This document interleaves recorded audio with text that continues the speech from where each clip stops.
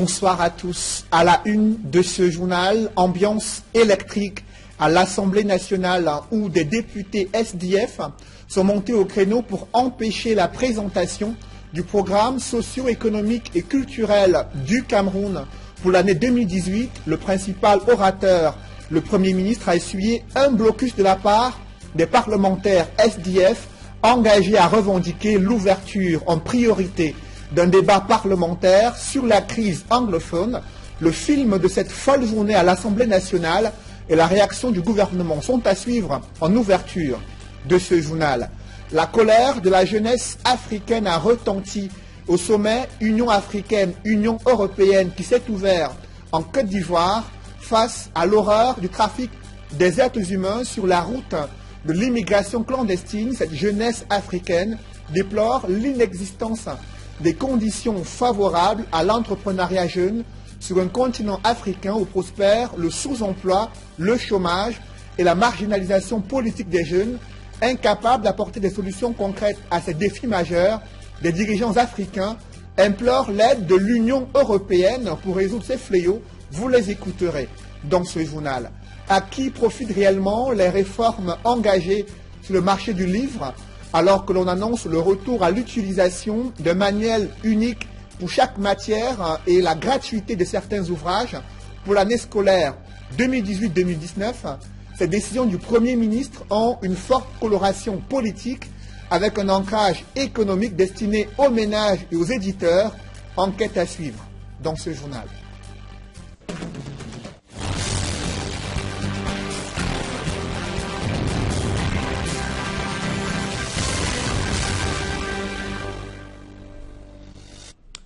Merci de suivre cette édition complète de l'information sur Equinox Télévision. Ils sont encore montés au créneau pour empêcher cette fois-ci la présentation du programme économique, politique et social du Cameroun pour le compte de l'année 2018. Le Premier ministre Philémon Yan, principal orateur à l'Assemblée nationale, a essuyé un sérieux revers. Des parlementaires SDF l'ont empêché de dérouler ce programme économique, et social et culturel. Ils ont hué le Premier ministre pour revendiquer l'ouverture en priorité d'un débat parlementaire sur la crise sociopolitique anglophone. Le film de cette folle journée avec Joël Essenge et Guy Zogo. La colère du Social Democratic Front, SDF, ne retombe pas à l'Assemblée nationale. C'est le Premier ministre qui l'a essuyé alors qu'il était venu délivrer le traditionnel programme économique, financier, social et culturel du gouvernement devant la représentation nationale. D'emblée, le président du groupe parlementaire SDF à l'Assemblée nationale a posé les exigences de son parti dans une ambiance électrique.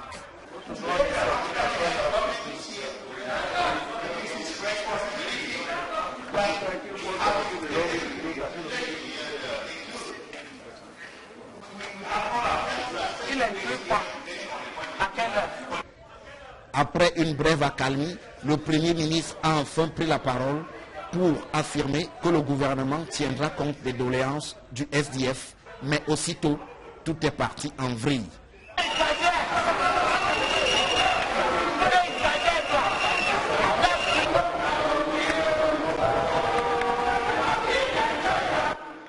C'est alors une véritable foire d'empoigne qui a suivi, le Premier ministre délivrant alors un discours inaudible.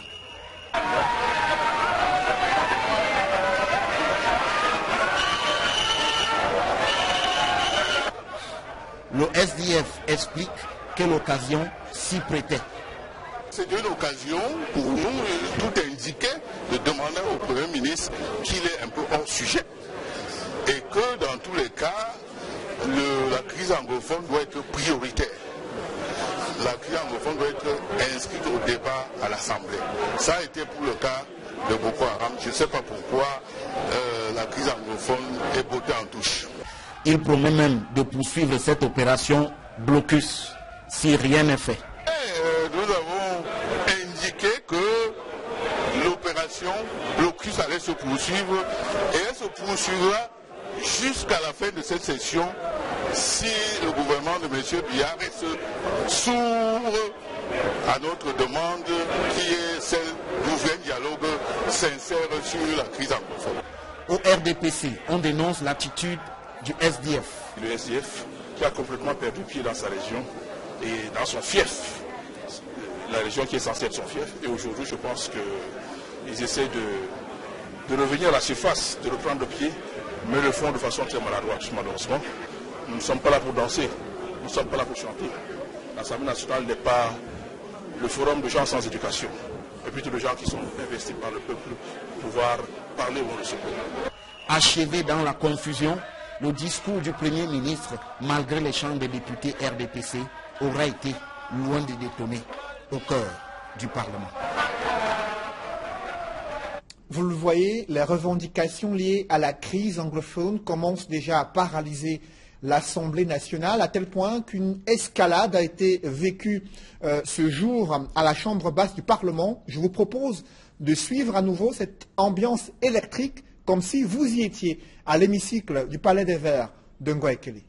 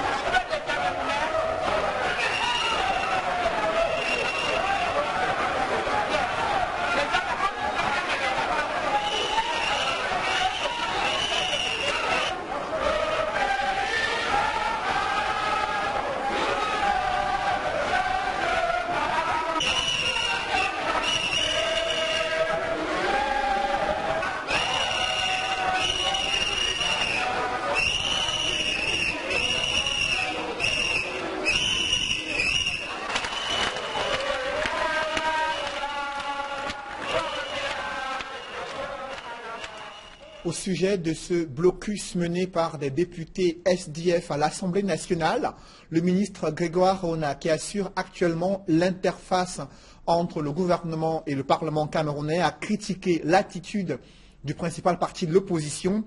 Il reproche de ne pas avoir laissé du temps au gouvernement pour examiner la requête d'inscrire à l'ordre du jour de la session parlementaire un débat sur la crise anglophone. Face à l'horreur de ce trafic des êtres humains observé sur la route de l'immigration clandestine, le Parlement panafricain, cette fois-ci, exige l'ouverture d'une enquête internationale pour crimes contre l'humanité commis en Libye. Cependant, le nœud du problème reste l'urgence des mesures à prendre pour mettre fin à ces pratiques illégales. Et la jeunesse africaine est montée au créneau durant l'ouverture de ce sommet Union africaine-Union européenne en Côte d'Ivoire pour dénoncer l'inexistence des conditions favorables à l'épanouissement économique, social et politique des jeunes africains, des facteurs qui les encourageraient à pouvoir se retrouver sur ces routes de l'immigration clandestine. Compte rendu avec Éric Martial Ndiomo. Dans la série de discours qui ont ponctué l'ouverture des travaux de ce 5e sommet Union africaine-Union européenne figure en bonne place celui de Francine Muyumba, présidente de la jeunesse panafricaine. La jeune Congolaise a explicitement donné la solution pour une cessation des migrations des jeunes vers l'Europe, solution qui porte sur la bonne gouvernance et la création d'emplois par les dirigeants africains. Pourquoi nous devons promouvoir l'entrepreneuriat? Parce que l'entrepreneuriat est vital à la création d'emplois de jeunes. Aujourd'hui, nous avons des jeunes Africains qui, tout à l'heure, vous venez de mentionner, qui sont en train de traverser des moments plus difficiles de notre vie, de notre génération. Ceux qui sont en Libye en ce moment, en train d'aller chercher la vie en Europe, parce qu'ils en ont marre, bien évidemment, de peut-être la vie qu'ils sont en train de traverser en Afrique. La crise migratoire et la traite humaine en cours en Libye sont longuement revenus dans les discours et fortement condamnés par les uns et les autres. La question de l'immigration, vers l'Europe surtout, se pose en termes dramatiques. Les embarcations de la mort en haute mer rivalisent dans une lugubre tragédie avec le naufrage dans l'océan des dunes et des terrains rocailleux du Grand Sahara. Ces défis nous sont communs. Nos responsabilités partagées ici sont écrasantes et nous interpellent au plus profond de nos consciences. Jusqu'à quand allons-nous, vous et nous, observer cette tragédie, insensibles, impuissants, inactifs, paralysés? Je m'adresse à vous, horrifiés et hantés, comme bien d'autres citoyens du monde, par les images des migrants africains vendus aux enchères comme esclaves sur le territoire libyen. Notre sommet doit être le point de départ d'une action résolue. L'actualité nous offre un triste exemple en Libye et nous interpelle sur une situation qui est devenue totalement inacceptable. Face à ce drame ignoble qui nous rappelle les pires heures de l'histoire de l'humanité, j'en appelle à notre sens de la responsabilité collective. La jeunesse, qui représente plus de 60% de la population africaine, est au cœur des travaux de ce 5e sommet Union africaine-Union européenne. Les questions d'ordre sécuritaire ont également amplement été évoquées dans les prises de parole, avec des approches de solutions différentes, mais toutes tournées vers la nécessité d'une solidarité accrue entre l'Afrique et l'Europe. Et je salue l'attention portée à la jeunesse, notamment la recherche d'un développement durable, inclusif et créateur d'emplois pour les jeunes. Les jeunes sont le moteur de nos sociétés et nous devons les écouter. Il nous faut les mettre au cœur de nos plans de développement nationaux et internationaux. Répondre à leurs aspirations est essentiel dans une perspective de développement. Le sommet s'achève ce jeudi par une séance à huis clos sur la gouvernance. Des facteurs qui encouragent et poussent les jeunes Africains à emprunter les routes de l'immigration clandestine, ce sont les mauvaises conditions de travail et le sous-emploi dans le pays d'origine. Illustration avec un mouvement d'humeur observé sur le site d'une centrale à gaz située à Lokbaba, dans le 3e arrondissement de Douala. Des ouvriers y ont manifesté ce matin. Ils réclament le paiement de leur salaire après des licenciements qu'ils jugent abusifs. Des précisions avec Donald Anouzoua dans ce reportage. À l'entrée du site de la centrale à gaz de Lokbaba, les membres du syndicat national des travailleurs du fourrage et assimilés du Cameroun donnent de la voix. Nos familles vont nous rejoindre bientôt là, ils ont été en train d'appeler, bon les enfants sont allés à l'école, mais nos familles, toutes nos familles seront ici et nous verrons les enfants, tout le monde, nous dormirons ici. Les travailleurs, entourés des forces du maintien de l'ordre qui encadrent leur mouvement d'humeur, font savoir qu'ils ont été abusivement licenciés pour avoir revendiqué l'application de la convention collective de leur secteur d'activité. Nous avons été abusivement chassés, je dirais chassés, parce que nous devons reprendre le service, mais on nous a demandé de ne plus revenir. Pourquoi? Parce que nous réclamons l'application de la convention depuis plus d'1 an. Et ils n'ont jamais respecté, il n'y a jamais eu d'assurance ici, ce que nous réclamons. Nous travaillons beaucoup plus que ce que nous devons faire. Que ça, c'est l'esclavage carrément. Et c'est pancartes en main qu'ils réclament le paiement de leurs droits de fin de contrat. Nous sommes en route ici pour que le reliquat de nos salaires, selon la convention, nous soit reversé, premièrement. Deuxièmement, que le licenciement abusif soit complètement qu'on nous règle selon le code du travail. Maintenant, nous voulons que le droit soit respecté.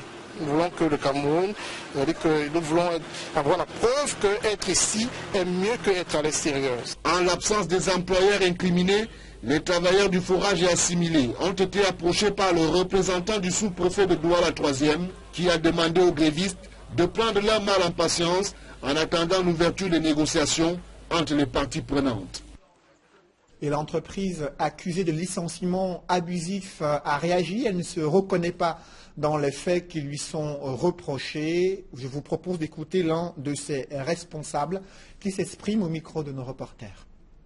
Déjà, je vais commencer par vous dire que ce personnel-là n'est pas le personnel de la société Savannah. Chacun de ces employés a un contrat de travail avec Thierry Sarr. Et leur contrat de travail, c'est le contrat de travail à durée déterminée. Étant un contrat à durée déterminée, la durée déterminée étant arrivée à échéance, leur employeur a jugé ou alors l'employeur n'a pas renouvelé ce contrat. Parce que nous, bien que n'étant pas l'employeur direct, l'employeur de ce personnel, nous nous assurons que notre contracteur puisse, n'est-ce pas, bien gérer alors, son personnel. Dès la prochaine rentrée scolaire 2018, des parents d'élèves ne devraient acheter qu'un seul manuel pour chaque matière et d'autres ouvrages, d'autres livres scolaires pourraient être accessibles gratuitement dans des écoles publiques. Ces décisions du Premier ministre vous font peut-être sauter de joie. Au regard des probables économies à réaliser, cependant, c'est une résurrection d'une vieille réforme qui aiguise déjà l'intérêt des éditeurs qui en sont les principaux bénéficiaires. Élisée Borba et Marcelin Gansop. C'est terminé avec la multitude de livres pour une seule matière. Ainsi en a décidé le Premier ministre, chef du gouvernement. Dès la rentrée prochaine, le principe d'un seul livre par matière est adopté. Une véritable révolution qui nous ramène plus de 20 ans en arrière. La pratique, c'était que on mettait plusieurs livres sur la liste officielle et les établissements choisissaient. Ça avait l'inconvénient que dans la même ville et parfois dans le même quartier, des enfants fréquentant deux établissements différents n'avaient pas les mêmes livres. Maintenant qu'on ramène à un livre, il y a une loi qui est favorable au système éducatif, qui est favorable aux enseignants, aux parents. C'est qu'en imprimerie, quand vous augmentez les quantités, vous réduisez les coûts. Le livre ne va plus coûter le prix qu'il coûtait quand un éditeur faisait 1000 livres et laissait aux autres le soin de faire les 1000 autres, chacun. Donc, désormais, le livre qui coûtait 3000, lorsqu'on le faisait en 10 000 exemplaires, si on le fait en 20 000, en 30 000, en 50, parce qu'on est seul sur le marché, peut coûter 4 fois moins. Et c'est à l'avantage des parents. Qui plus est, le livre inscrit au programme scolaire aura au moins une durée de 6 ans renouvelable. Vous imaginez donc un parent qui a 3 enfants qui se suivent et qui ont un écart de 2 ans. Celui qui est au CE2 a la chance de retrouver les mêmes livres que son aîné en 6e. Parce que du CE2 à la 6e, il y a 3 ou 4 classes. Et ça permettra donc que les livres durent plus longtemps. Et quand vous aurez investi pour le premier, c'est un capital pour ses cadets, ainsi de suite. Le Premier ministre a également consacré la gratuité des manuels scolaires dans les écoles primaires publiques.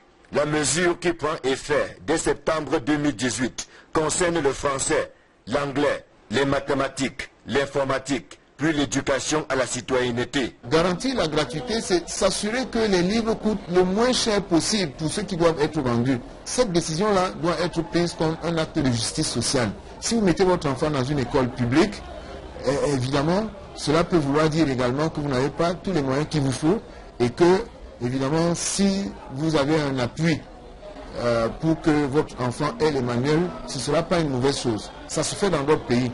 En attendant l'implémentation des actes pris par le Premier ministre, les parents poussent déjà un ouf de soulagement, de même que les éditeurs, pour qui c'est une nouvelle ère qui va s'ouvrir. On veut créer une saine émulation entre les acteurs, entre les éditeurs, pour que, sachant que j'ai des concurrents, je donne le meilleur de moi-même pour produire le meilleur livre. La concurrence va se faire en aval.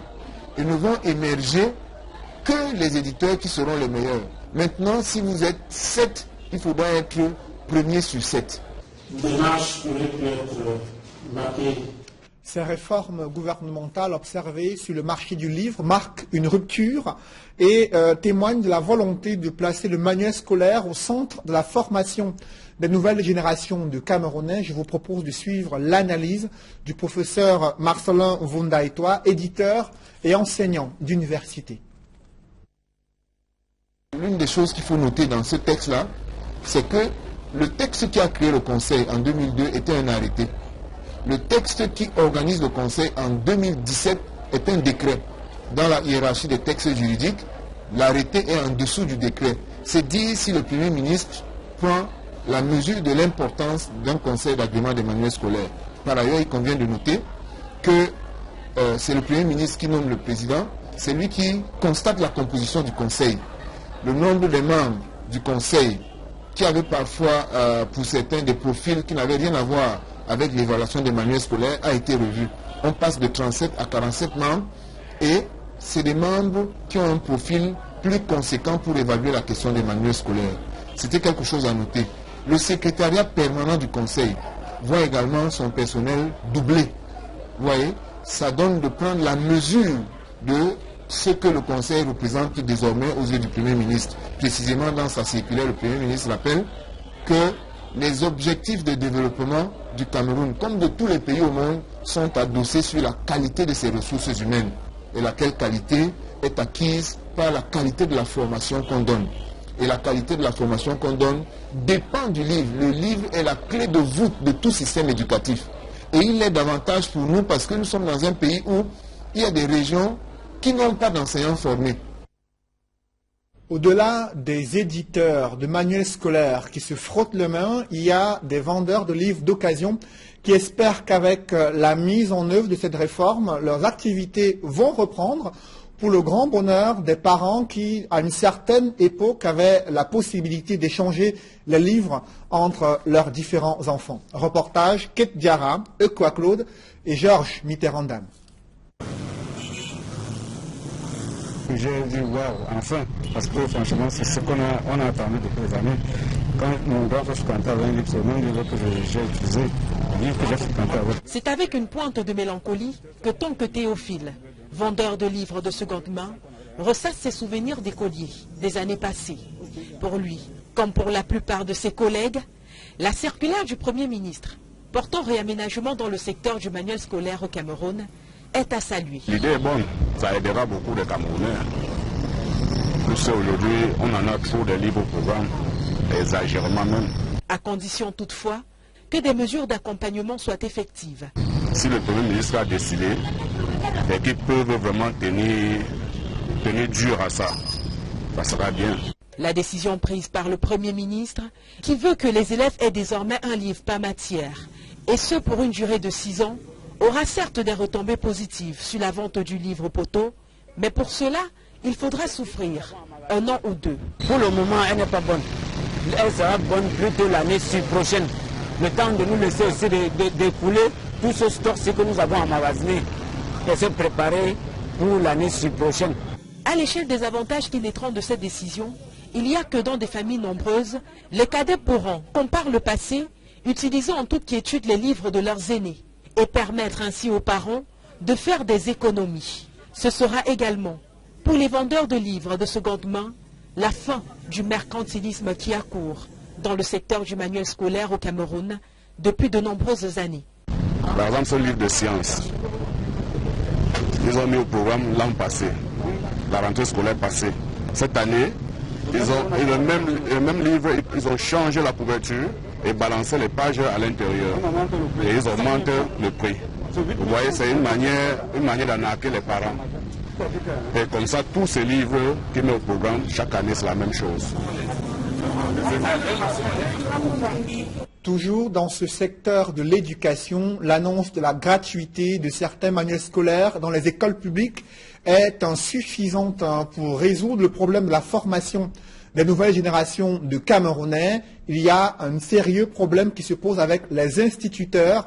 À peine sortis des écoles de formation, ils peinent à être intégrés à la fonction publique. Les salaires sont assez indécents pour ceux qui travaillent dans le secteur privé et ils broient du noir déjà et interpellent les pouvoirs publics à ce sujet. François Dikoumé et Sylvestre Zangaou. Je m'engage à mettre tout mon savoir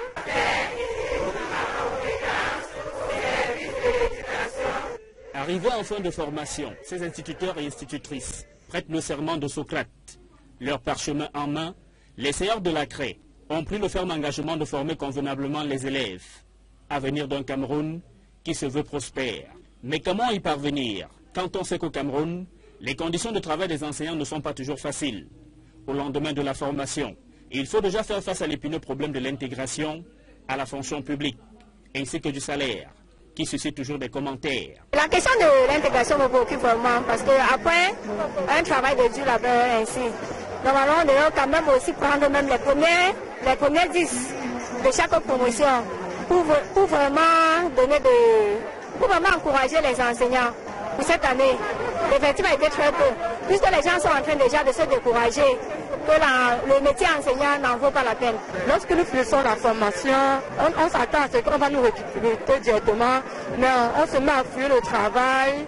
On fouille le travail, on ne voit pas. Il faut qu'on commence à faire des petites répétitions au quartier. Le salaire, on ne touche pas grand-chose, quoi. Le salaire n'est pas bon.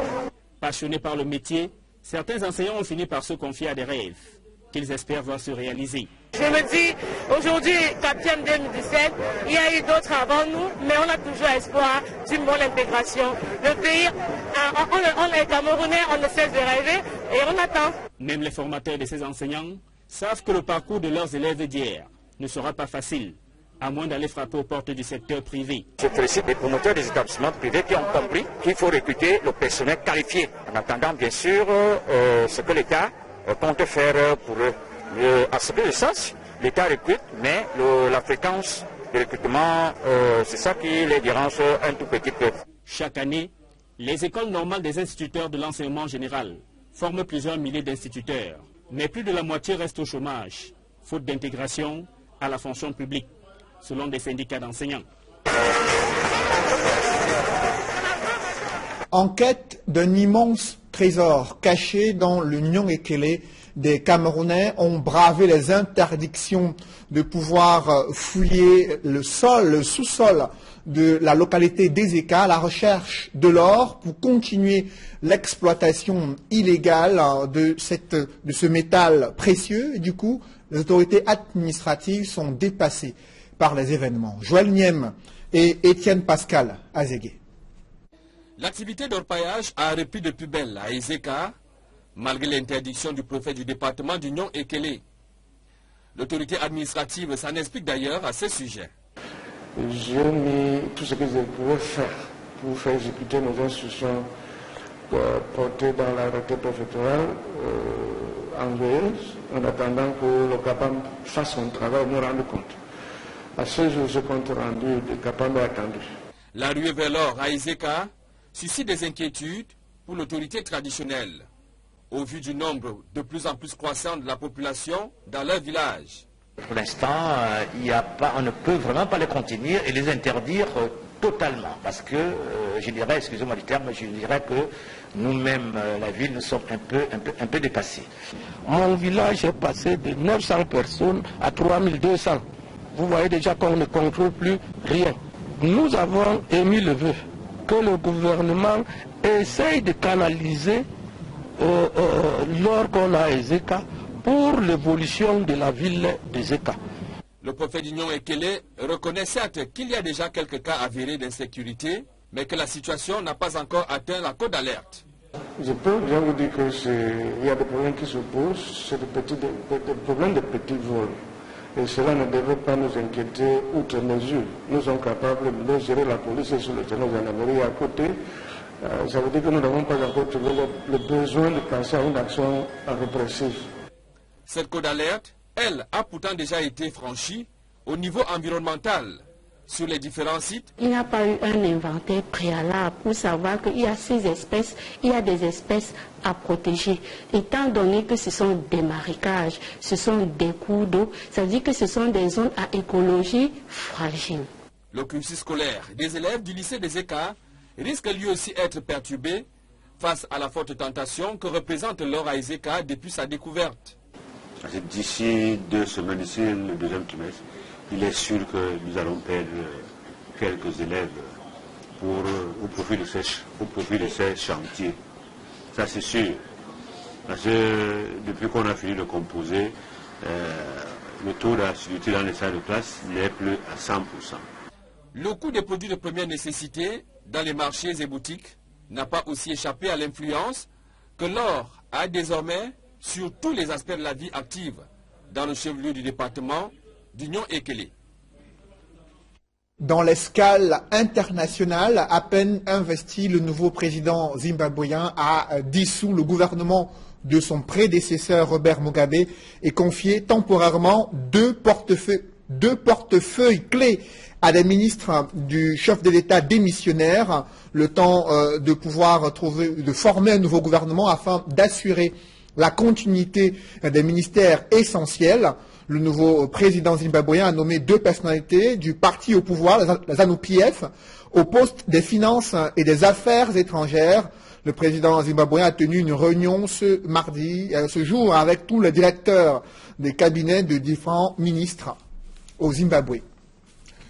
À présent, la page sport avec les Lions indomptables A' qui visent au moins la demi-finale du championnat d'Afrique des Nations prévu en 2018 au Maroc. Cependant, il y a quelques inquiétudes. L'entraîneur sélectionneur Hugo Bersan redoute les conditions climatiques. Le CHAN se joue en nocturne, alors que les Lions indomptables A' ont l'habitude de jouer en journée. Cela pourrait affecter leur performance. Je vous propose de suivre ce reportage avec Emmanuel Diop et Ike Cyril. 25 joueurs convoqués pour la dernière phase de la préparation du championnat d'Afrique des Nations CHAN 2018. Rigobert Sambahana, le sélectionneur des Lions indomptables A', explique que l'heure n'est plus à la dispersion des énergies. Je ne voulais pas prendre le risque de toujours d'élargir toujours ma liste parce qu'après je serai dans le désordre. Parce qu'il y a un moment où j'ai commencé le stage avec 40 joueurs, le premier stage. Et en 2 semaines, il a fallu que je divise ça en 2, de rester avec une certaine partie. Pour le CHAN 2018, le Cameroun est logé dans le groupe D, aux côtés du Congo, de l'Angola et du Burkina Faso. Des adversaires dont l'entraîneur sélectionneur entend visionner les matchs de préparation afin de mieux huiler sa stratégie. C'est prévu d'avoir les images et voir comment ils se comportent. Ça va permettre que même nos joueurs sachent comment est-ce qu'ils doivent procéder. Donc on veille dessus. C'est des équipes capables de faire la différence. Donc c'est à nous maintenant de nous mettre dans une position qui va nous permettre, nous, d'être supérieurs à eux. L'objectif pour le Cameroun est clair au CHAN 2018, aller au moins en demi-finale et pourquoi pas remporter le trophée. Par le passé, on a toujours atteint que les quarts de finale. Alors, je pense que c'est une opportunité pour nous de démontrer que si on va dans cette compétition, il faudrait qu'on aille au moins en demi-finale. Je dis au moins, mais la préférence c'est rentrer avec l'autre. Si Rigobert Sambahana dégage une telle sérénité, il redoute tout de même les conditions climatiques qui pourraient plomber le jeu de son équipe. Le problème qu'on va avoir, c'est les horaires de match. Jouer à 19h30 est différent de nous qui sommes habitués à jouer à des heures où c'est 14h, 16h. Donc on est en train de mettre ça en place pour que nos entraînements déjà, il faudrait qu'on habitue les joueurs déjà à jouer dans ces heures-là. Rendu à sa 5e édition, le championnat d'Afrique des Nations CHAN se dispute du 13 janvier au 4 février 2018 au Maroc. Mesdames, messieurs, c'est la fin de ce journal. Merci de l'avoir suivi. Restez sur Equinox Télévision autour de 21h, l'émission 237 Le Débat, présentée par Duval Fangwa. Bonne soirée sur Equinox Télévision.